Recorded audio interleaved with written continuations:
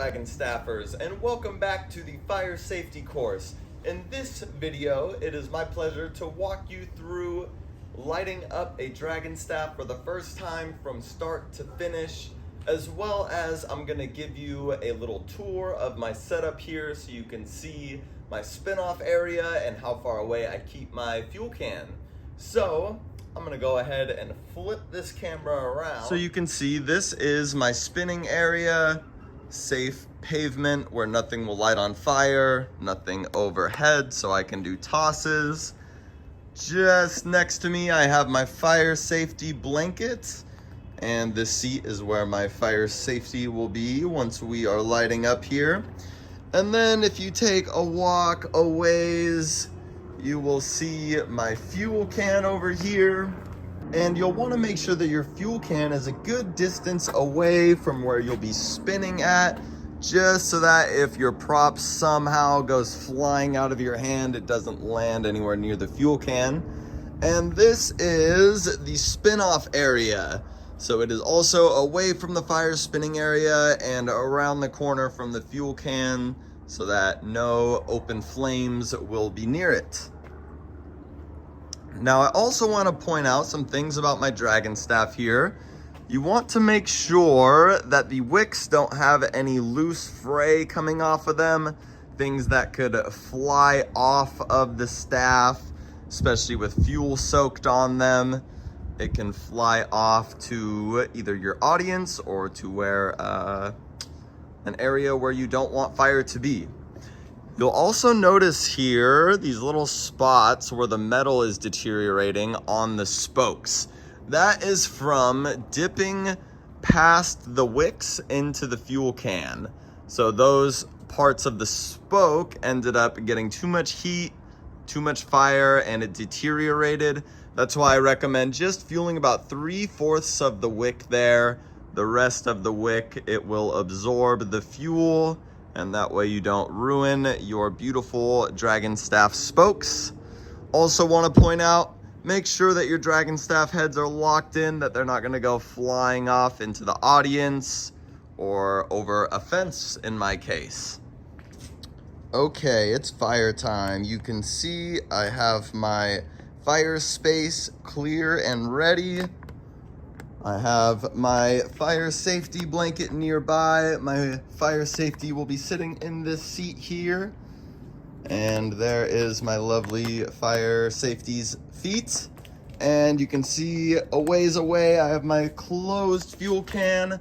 And I will show you how much we will dip the wicks and for how long. So you can see I barely even have any fuel in the can, but that's okay. I'm dipping maybe a half, 3/4 of the wick, holding it for about 5 seconds per side. I'll shine some light on that. And then I try to flip the heads of the Dragonstaff so that the fuel from the fueled wicks drips back into my fuel can, so I'm not creating a messy fuel zone. And the other side.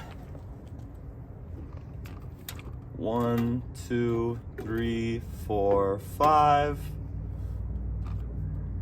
And then you'll want to decide whether you're going to spin off or burn off. I'm going to do my best to show both with one burn here.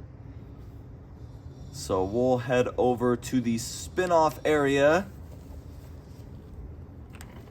Make sure that you close your fuel can. And then here I'll do a little spin-off so you can see the fuel coming off there. If you're in a safe area to let it dry, you can do so. Otherwise, you can always light it off. Not even enough to light at this point. And then we are ready to light up. Another important item you will need, the most often forgot about item for fire dancers, a lighter. So you'll want to get each of your wicks lit up, unless you're doing some kind of fancy burn off or fuel transfer.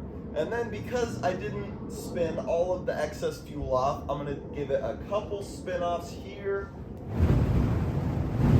And you can see there's still a trail of fuel on the ground. So I'll light that just for safety. And then we are ready to spin.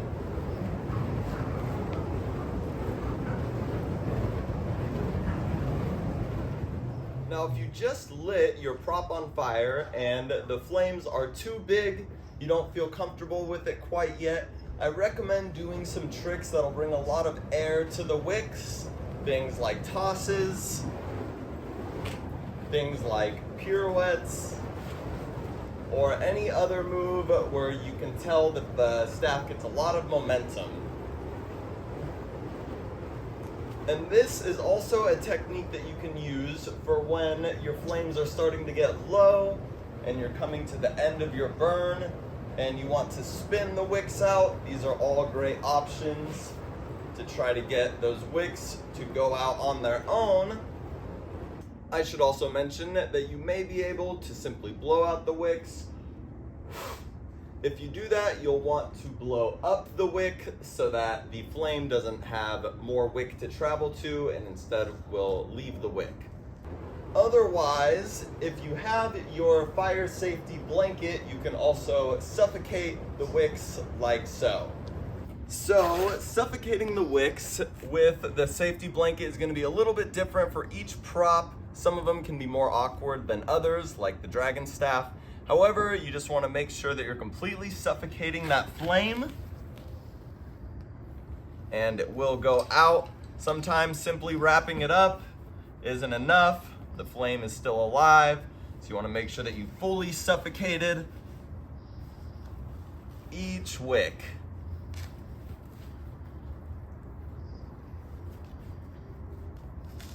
And that is how you light your Dragonstaff.